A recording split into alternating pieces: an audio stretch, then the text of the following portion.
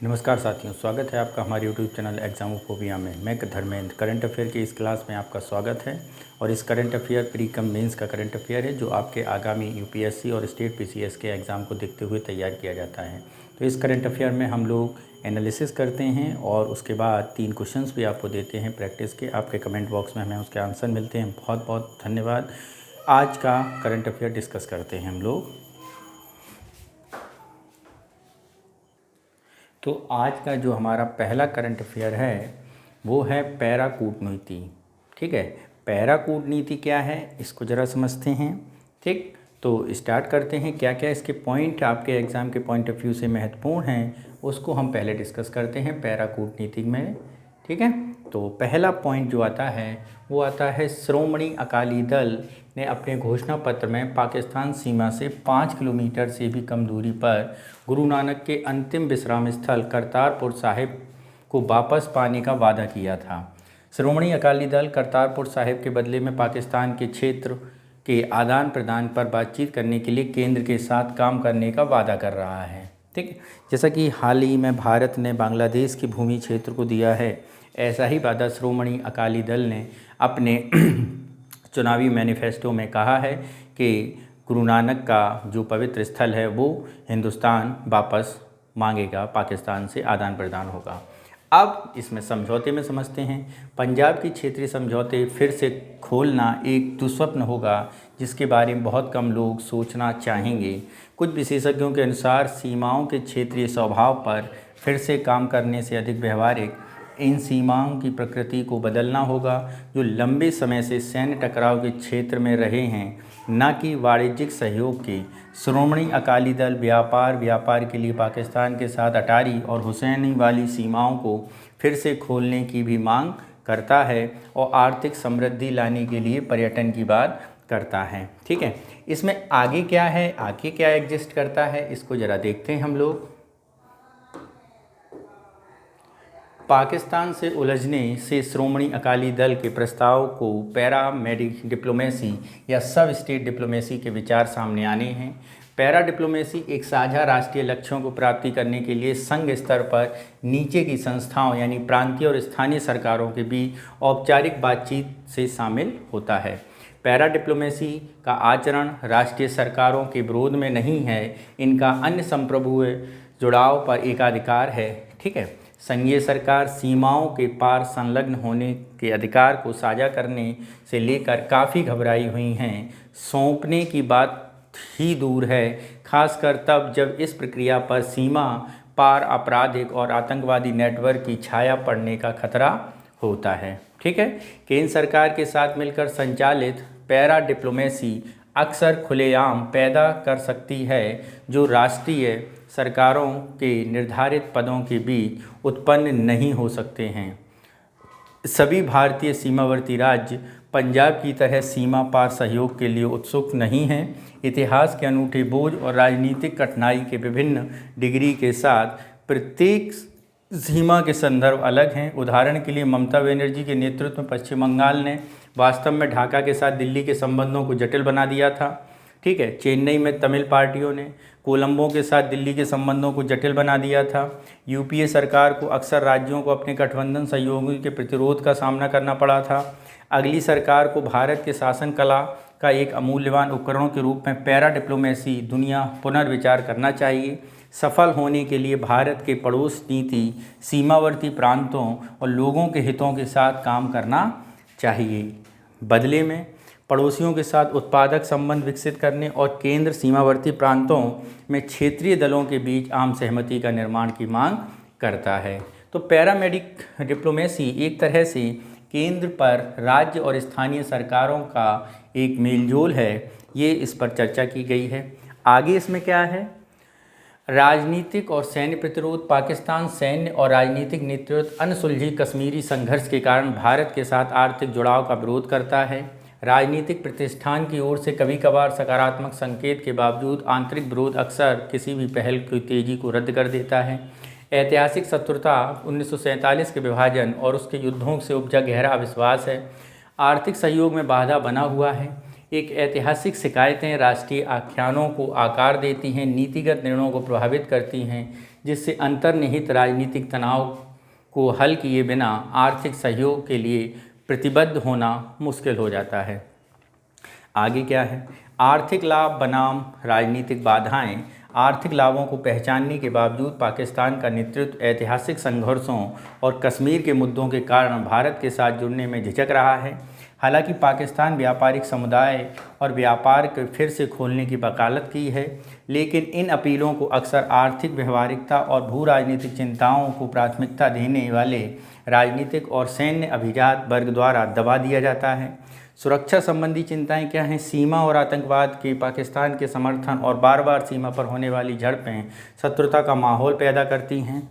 सैन्य चेतावनी निरंतर स्थिति व्यापार में बाधा डालती है और एक स्थिर साझेदारी आर्थिक साझेदारी स्थापित करने का प्रयास को जटिल बनाती है। ठीक है, तो इस तरह चुनौतियां, संघर्ष और सहयोग की बात इसमें की गई है पैरा डिप्लोमेसी में। आगे जो हमारा है प्रोजेक्ट उद्भव है, जरा देखते हैं क्या है। सेना के प्रमुख जनरल मनोज पांडे ने हाल ही में आयोजित भारतीय सामरिक संस्कृति के ऐतिहासिक पैटर्न नामक एक प्रोजेक्ट उद्भव के बारे में बात की।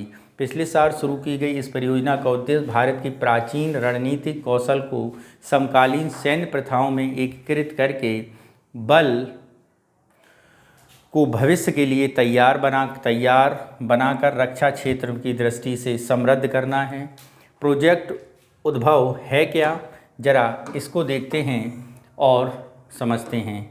प्रोजेक्ट उद्भव जो है इसका अनुवाद उत्पत्ति है हमारे राष्ट्र पुराने ग्रंथों लेखों स्वीकार करता है जो सदियों की पहल के हैं। इसमें गहन ज्ञान जो आधुनिक सैन्य रणनीतियों को लाभ पहुंचा सकता है। परियोजना का उद्देश्य आधुनिक सुरक्षा चुनौतियों को निपटने के लिए अद्वितीय और समग्र दृष्टिकोण तैयार करते हैं। समकालीन सैन्य प्रथाओं के साथ प्राचीन ज्ञान संश्लेषित करता है। यह भारतीय सेना की दूरदर्शी पहल है जो सदियों पुराने ज्ञान और समकालीन सैन्य शिक्षा शास्त्र के साथ एकीकृत करना चाहती है। प्रोजेक्ट UDHPB हमारी प्राचीन ज्ञान प्रणालियों, दर्शन, गहन समझ सुविधाजनक बनाएगा और आधुनिक समय में उनके स्थायी जुड़ाव, प्रासंगिकता, प्रायोगिकता समझने का लक्ष्य रखेगा। चाणक्य के अर्थशास्त्र जैसा साहित्यिक समझदारी गठबंधन कूटनीतिक महत्व को रेखांकित करता है। अंतर्राष्ट्रीय सहयोग और सॉफ्ट पावर प्रक्षेपण जैसे आधुनिक सैन्य प्रथाओं के साथ संरेखित होता है। शासन कौशल, युद्ध कला पर चाणक्य की शिक्षाओं के अध्ययन दुनिया भर में विभिन्न संस्थानों द्वारा किया जाता है। इसी तरह तमिल दार्शनिक तिरुवल्लुवर द्वारा लिखित शास्त्रीय तमिल पाठ तिरुकुलुर ज्ञान युद्ध सहित सभी प्रयासों में नैतिक आचरण की वकालत करता है। न्याय संगत युद्ध की नैतिकता आधुनिक सैन्य कोड जिनेवा कन्वेंशन के सिद्धांतों के अनुरूप है।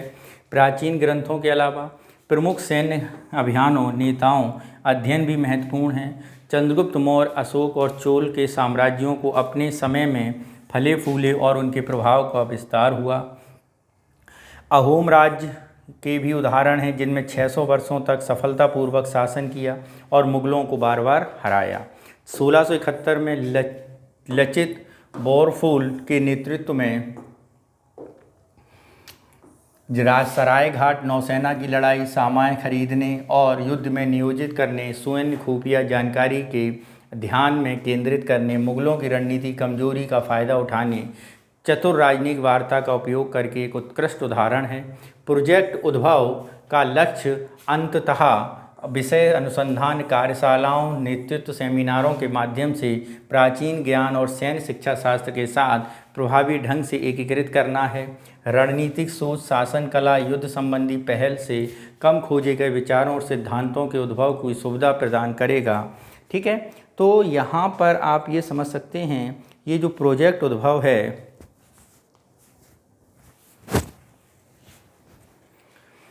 ये गहरी समझ को बढ़ावा देने और अपने प्राचीन ज्ञान की और प्राचीन रण कौशल का प्रयोग करते हुए जो प्राचीन हमारा मौर्य, चाणक्य इन सब का इतिहास है उसको एकीकृत करके उनके अनुसार चुनी गई रणनीतियों के आधार पर आधुनिक मापदंड, आधुनिक समय, मॉडर्न स्टेट के रूप में अपनी रणनीतिक साझेदार या तैयारी करने की बात यहाँ पर की गई है। ठीक है, आगे हैं भारतीय प्रतिस्पर्धा आयोग, हमारा अगला करंट क्या कह रहा है, ज़रा इसे समझते हैं।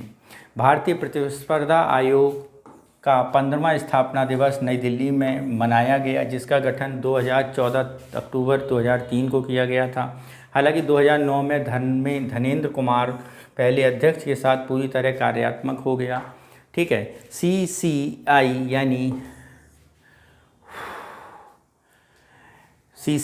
यानी प्रतिस्पर्धा आयोग 20 मई 2009 से 1 जून 2011 को एंट्री ट्रस्ट प्रवर्तन संयोजन विनिमय से संबंधित प्रतिस्पर्धा अधिनियम के मूल प्रावधानों को लागू होने के बाद अपनी प्रवर्तन और नियामक शक्तियों को प्राप्त हुई हैं। प्रतिस्पर्धा आयोग में के बारे में आगे समझते हैं क्या है। भारतीय प्रतिस्पर्धा आयोग भारत में मुख्य राष्ट्रीय प्रतिस्पर्धा नियामक कॉरपोरेट मामलों के मंत्रालय के भीतर एक वैधानिक निकाय के रूप में प्राथमिक जिम्मेदारी प्रतिस्पर्धा अधिनियम 2002 को लागू करता है। यह ध्यान दिया जाना चाहिए कि राघवन समिति की सिफारिशों, एकाधिकार प्रतिबंधात्मक व्यवहार अधिनियम 1969 को निरस्त कर दिया गया और प्रतिस्पर्धा अधिनियम 2002 द्वारा प्रतिस्थापित किया गया। आयोग में क्या है, एक अध्यक्ष है जो केंद्र सरकार द्वारा नियुक्त 6 से अधिक सदस्य नहीं हो सकते हैं और इसकी प्रकृति अर्ध न्यायिक है। इसका उद्देश्य क्या है, जरा इसको समझते हैं। तो CCI का जो उद्देश्य है, ठीक है, उसे जरा देखते हैं। CCI का उद्देश्य, CCI के उद्देश्य को समझते हैं हम लोग।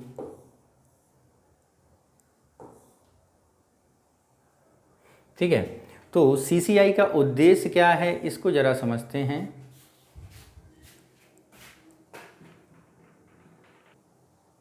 उद्देश्य क्या है, इसे जरा देखते हैं हम लोग।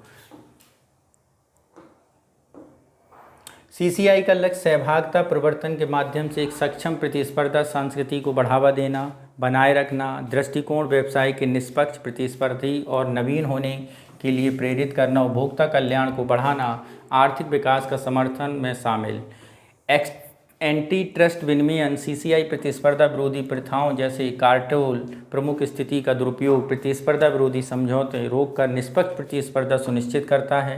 संयोजनों का विनियमन, प्रतिस्पर्धा पर उनके प्रभाव का आकलन करने, विलय, अधिग्रहण, अन्य संयोजन की समीक्षा करता है। प्रतिस्पर्धा अर्थशास्त्र CCI बाजार की गतिशीलता, प्रतिस्पर्धा से संबंधित आर्थिक कारकों का विश्लेषण करता है। वकालत, प्रतिस्पर्धा जागरूकता को बढ़ावा देता है और हितधारकों को शिक्षित करता है। अंतर्राष्ट्रीय सहयोग, वैश्विक प्रतिस्पर्धा प्राधिकरणों के साथ सहयोग करता है।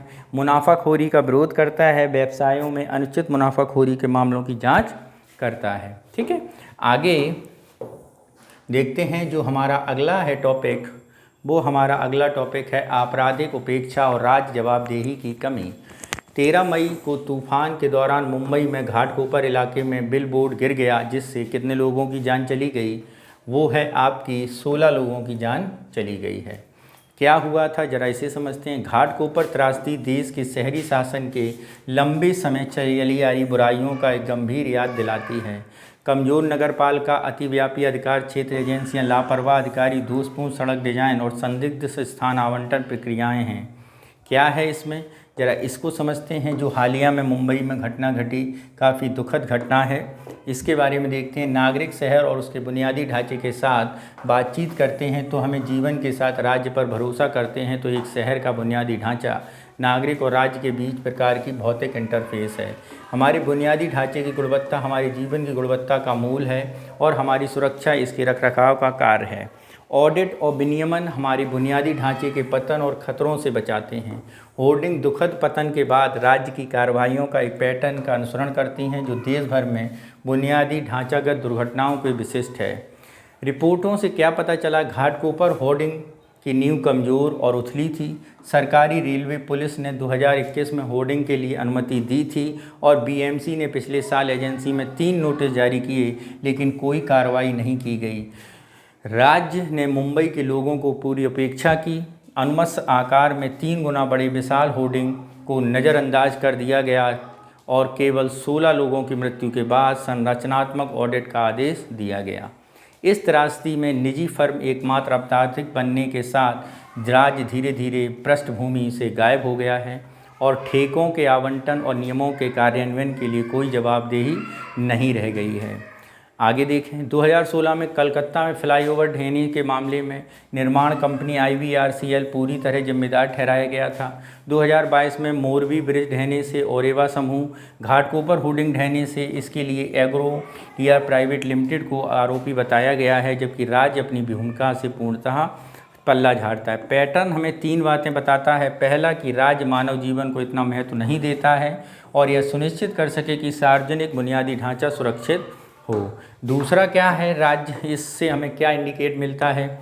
दूसरा काफ़ी दुखद है, राज्य निजी भागीदारी में जवाबदेही नहीं है मानता और अकेले निजी खिलाड़ियों को दोषी ठहराता है। घाटकोपर फ्लाईओवर दुखद पतन के बाद इसे सरकार ने आसानी से ईगो मीडिया प्राइवेट लिमिटेड के निदेशक को अपनी त्वरित दंडात्मक कार्रवाई के प्रतीक के रूप में इस्तेमाल किया है, लेकिन हम अभी तक किसी भी राज्य के अधिकारी को आपराधिक उपेक्षा के जिम्मेदार नहीं कहते हैं। तीसरा पैटर्न हमें बताता है कि शहरी विकास मापदंड कार्यान्वयन चयनात्मक है, नागरिक सुरक्षा सुनिश्चित नहीं करता है। नागरिक कल्याण को बढ़ावा देना तो दूर की बात है, सबसे अमीर नगरपालिका द्वारा शासित भारत के सबसे बड़े महानगरों में से एक प्रमुख सड़क से लगे एक विशाल होर्डिंग की किसी का ध्यान नहीं गया होगा। होर्डिंग दुखद पतन और उसके बाद घटनाओं को हमें भारतीय शहरों के मानव जीवन की अनिश्चितता का पता चलता है। यह घटना आपराधिक उपेक्षा, राज्य की जवाबदेही से इनकार कर एक विशिष्ट मामला है। घाटकोपर में राज्य के ने नागरिकों को विफल कर दिया और सार्वजनिक जीवन की भौतिक तत्वों की शहरवासियों को विश्वास को तोड़ दिया है। ठीक है, अगला जो हमारा करंट है वो है अरब लीग से रिलेटेड। क्या है अरब लीग में, ज़रा इसको समझते हैं। अरब लीग ने फ़िलिस्तीन राज्य को मान्यता देने के नॉर्वे, आयरलैंड और स्पेन के निर्णय का स्वागत किया है। क्या है अरब लीग? मध्य पूर्व अफ्रीका के कुछ हिस्सों में अरब राज्यों का क्षेत्रीय संगठन 1945 में बना था। अरब लीग औपचारिक रूप से अरब राज्यों की लीग है, अरब दुनिया का क्षेत्रीय संगठन है। इसका गठन 22 मार्च 45 में काहिरा यानी मिस्र की राजधानी में हुआ था। 6 सदस्य थे। मिस्र था, इराक था, जॉर्डन था, लेबनान था, सऊदी अरब था और सीरिया था। यमन 5 मई 1945 को इसका सदस्य हुआ। वर्तमान में लीग में कितने सदस्य हैं? 22 मार्च को हुआ है, 22 सदस्य हैं। लीग काउंसिल में प्रत्येक सदस्य एक वोट होता है। निर्णय केवल उन राज्यों और बाध्यकारी होते हैं जिन्हें मतदान दिया जाता है। लीग काउंसिल का प्रत्येक सदस्य वोट होता है। 20 संबंधों में करीब लाना, उनके बीच सहयोग, समन्वय करना और स्वतंत्रता की बात होती है। 1964 में जॉर्डन की आपत्तियों के बावजूद लीग ने सभी फ़िलिस्तीनियों के प्रतिनिधियों को PLO यानी फ़िलिस्तीन लिबरेशन ऑर्गेनाइजेशन को पर्यवेक्षक का दर्जा दिया। 76 में पूर्ण सदस्य बना दिया। 26 मार्च 1979 में मिस्र को इजराइल के साथ शांति संधि पर हस्ताक्षर करने के बाद अरब लीग के अन्य देशों ने मिस्र की सदस्यता को निलंबित करने और लीग के मुख्यालय को काहिरा से ट्यूनिस स्थानांतरित करने से मतदान किया। मिस्र को 89 में अरब लीग सदस्य के रूप में बहाल किया गया और उसका मुख्यालय 90 में पुनः कहाँ आ गया? वापस काहिरा आ गया। ठीक है, तो ये अरब लीग ने स्वागत किया है फ़िलिस्तीन को राज्य की दर्जा देने पर नॉर्वे, आयरलैंड के द्वारा। अगला जो है वो है हमारा रोगी सुरक्षा चार्टर। इसको ज़रा समझते हैं। हाल ही में WHO ने रोगी सुरक्षा वैश्विक मंत्री स्तरीय शिखर सम्मेलन का पहला रोगी सुरक्षा अधिकार चार्टर लॉन्च किया है। स्वास्थ्य देखभाल रोगी सुरक्षा सुनिश्चित करने के अधिकार प्रदान करने की एक महत्वपूर्ण घटक हैं। असुरक्षित सर्जिकल प्रक्रियाओं, दवा त्रुटियों, गलत और देर निदान, खराब इंजेक्शन प्रथाओं, असुरक्षित रक्त आधान, सेप्सिन। अब स्वास्थ्य देखभाल से जुड़े संक्रमण से जीवन घातक संक्रमणों की शुरुआत जैसी टालने योग्य त्रुटियों के कारण रोगी की सुरक्षा समझौते में किया जा सकता है। आगे क्या है? आगे समझते हैं रोगी की सुरक्षा के अधिकार और उपाय क्या हैं। देखभाल में सुरक्षा संदर्भ में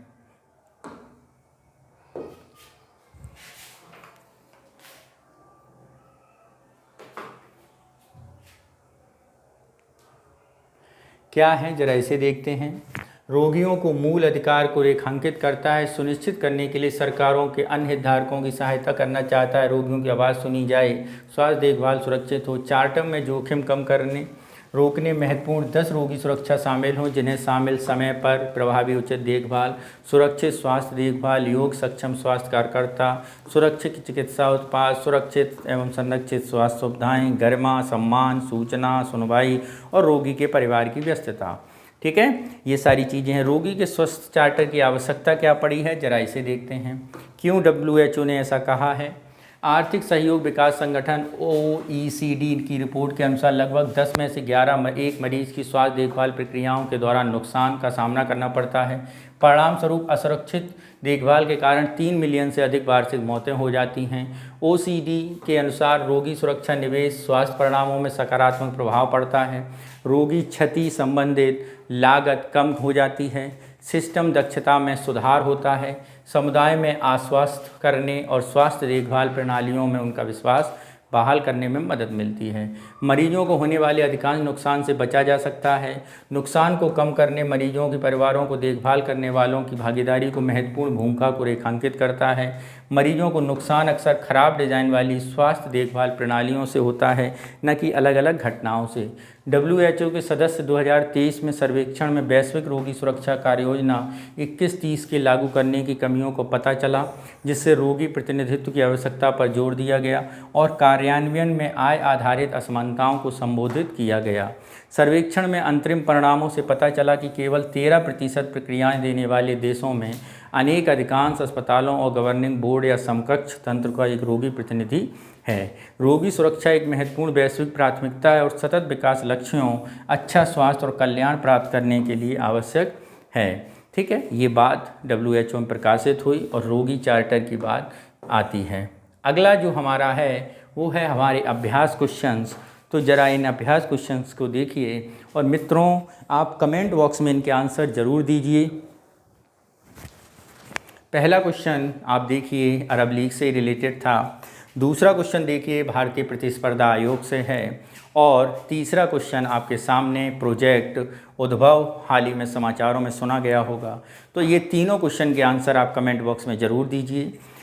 और मित्रों अब जो हमारा अगला सेगमेंट है वो कल के क्वेश्चन के आंसर्स के लिए है, तो हम कल के क्वेश्चंस के आंसर्स देखते हैं। तो मित्रों कल का जो पहला क्वेश्चन था वो आपके सामने है, आर्कटिक संधि की कथनों पर विचार करना है। भारत 1959 में आर्कटिक संधि का मूल हस्ताक्षर देश बना। ठीक है, संधि के अनुसार अंटार्कटिका कहीं भी परमाणु परीक्षण या रेडियो धर्मों निपटान से प्रतिबंधित करता है। तो यहाँ पे बताना है कौन सा आंसर सही है। तो मित्रों यदि हम यहाँ पर आंसर्स की बात करें तो भारत 1959 में आर्कटिक मूल हस्ताक्षरकर्ताओं में से एक था, ये बात बिल्कुल गलत है। ठीक है, जबकि दूसरी बात बिल्कुल सही है। तो ऑप्शन बी हमारा क्या हो जाएगा, सही हो जाएगा। क्या हो जाएगा, सही हो जाएगा। ठीक है,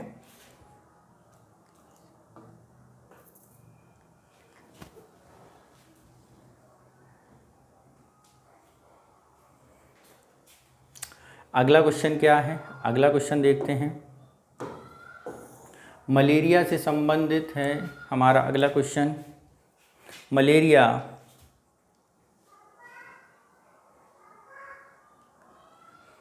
मलेरिया मच्छरजन्य संक्रामक रोग जो प्लाज्मोडियम जीनस परजीवी के कारण होता है। यह विशेष रूप से संक्रमित नर इन्फ्लुएंजा मच्छरों के काटने से फैलता है। ठीक है, तो यहाँ पर यदि हम बात करें तो यहाँ पे मित्रों नर नहीं मादा है। कौन सा गलत है, तो दूसरा ही गलत है। कौन सा गलत है मित्रों, दूसरा ही यहाँ पर गलत है। ये नर नहीं मादा है, ये गलत, ये सही। तो ऑप्शन बी हमारा सही हो जाएगा। नेक्स्ट चलते हैं क्वेश्चन नंबर 3। हम्बोल्ट ग्लेशियर कहाँ स्थित है, वेनेजुएला, ऑस्ट्रेलिया, मलेशिया और चीन। तो वेनेजुएला में ही था कौन सा, हम्बोल्ट ग्लेशियर। तो आंसर क्या होगा इसका, तो आंसर इसका ए होगा। ठीक है, तो इस तरह मित्रों आज हम लोगों ने ये क्वेश्चन डिस्कस किए। अब हम कल के करंट अफेयर में आप लोगों से मिलते हैं। इसके साथ हमारे चैनल के माध्यम से आपको पेपर भी मिल रहे हैं। आप हमारे पेपर से जुड़े रहिए और आपको उसका PDF हमारे यूट्यूब चैनल के हमारे टेलीग्राम चैनल से मिल जाएगा। तो आप वहां से जाके इसको डाउनलोड करिए और हमारे टेलीग्राम चैनल को ज्वाइन करिए। Thank you very much. जय हिंद।